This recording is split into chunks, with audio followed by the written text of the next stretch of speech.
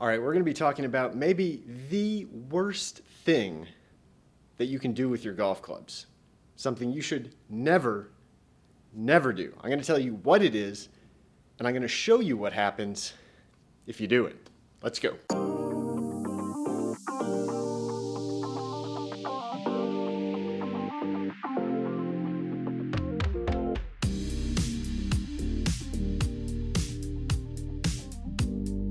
Hi everyone, welcome back to the channel. Hope you're having a wonderful day. So, what is the worst thing you can do with your golf clubs, and why is it so bad?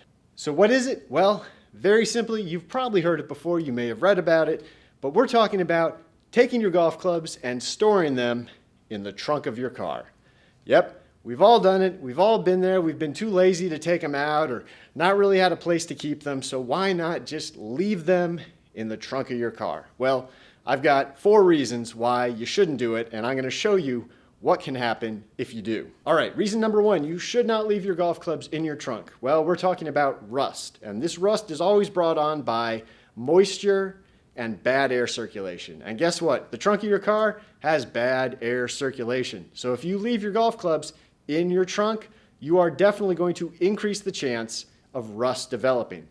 I'll show you right now exactly what I mean. I took 2 identical golf clubs and I ran them under tap water for a few seconds. I then took one of those 2 golf clubs and I put it in the trunk of my car, your basic sedan. The other one I just left on the ground in one of my spare bedrooms in the house. And I left these 2 clubs completely untouched for 48 hours. Came back at the end of 48 hours, both clubs have started to develop some rust.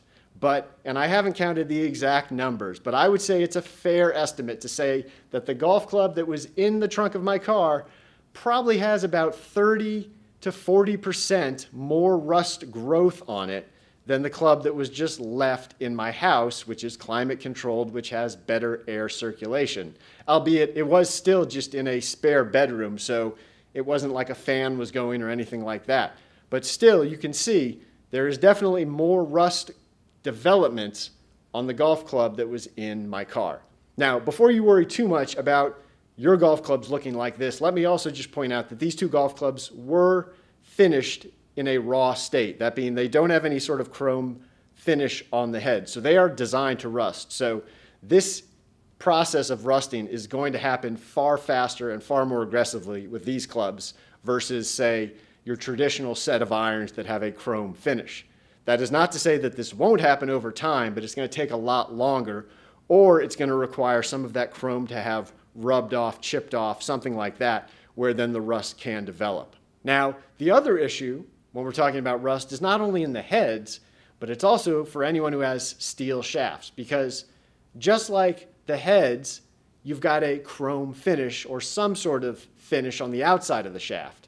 However, the inside of the shaft, as you can see here from this cut open shaft, is not chromed. It is not in general finished with anything, maybe some sort of light coating of something, but it is going to be much more likely to rust over if it gets moisture inside of it. So even if you wipe down the outside of the shafts, if you were out in the rain, something like that, and some moisture got inside that shaft, it can develop the same kind of rust issues that we had on the club heads.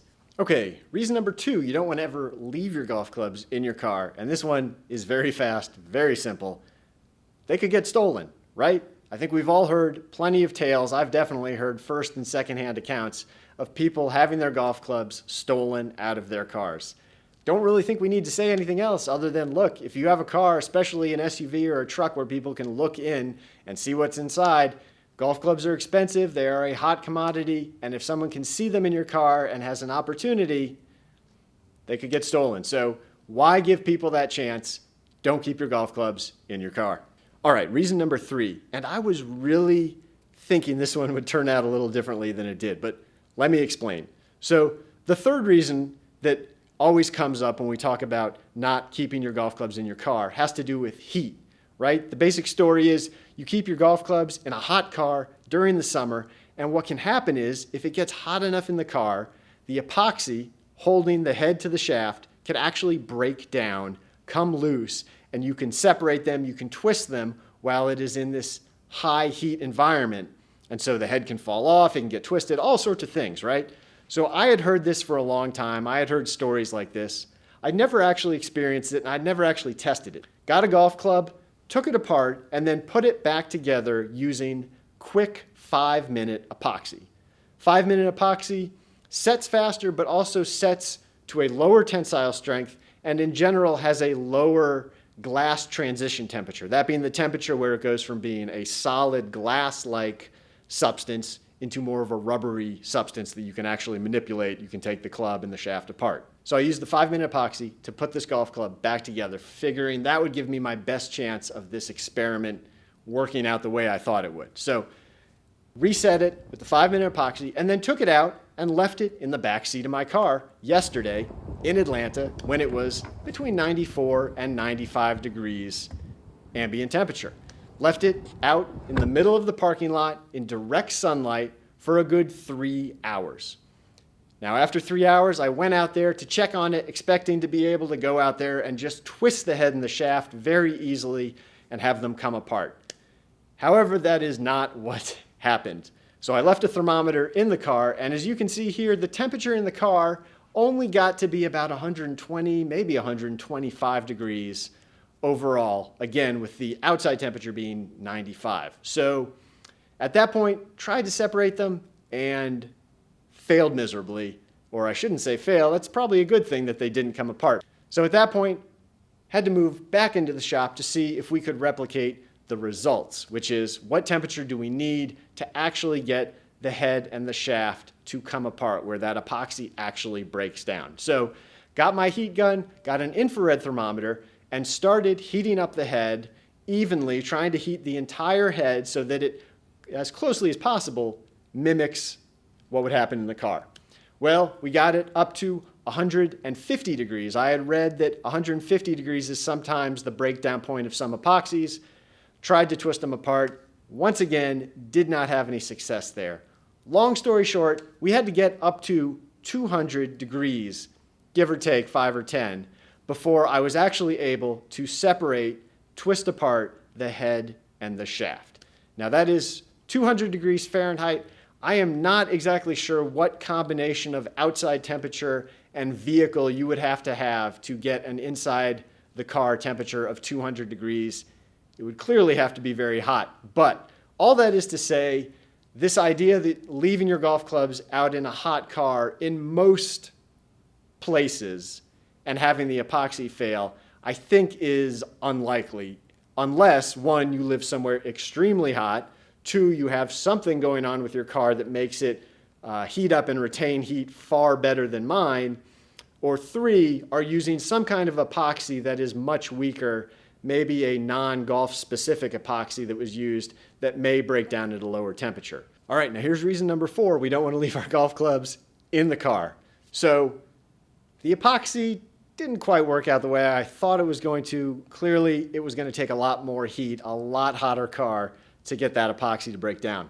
But what did end up breaking down is the grip tape, because when I took that golf club out of that hot car and started trying to twist it around to get that head loose, what I ended up getting loose was the grip. The grip started to very quickly twist and turn off of the shaft.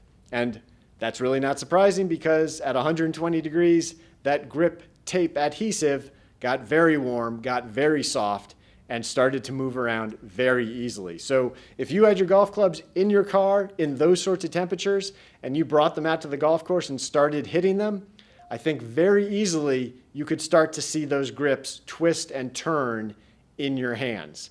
Now, the other problem with this is I noticed once I twisted them around for a while, even after I let them cool back down to room temperature so they were no longer hot and that adhesive had cooled back down, they still were much more malleable, much more movable, so that obviously the quality of the bond between that adhesive and the grip and the shaft was not nearly what it was beforehand. So it was easy after they'd cooled off to twist them again. All right, there you go. Don't leave your golf clubs in your car. It's a terrible idea. Look, I get it. We're all lazy sometimes. We don't want to bring them in. We don't want to lug them through the house and all that, but it's not good for the golf clubs, not to mention they might get stolen. So don't do it. Hey, if you enjoyed this video, make sure you go down below, like, comment, subscribe to the channel, and hit the bell icon so you'll be alerted when I post new videos. And I'll see you on the next video. Bye.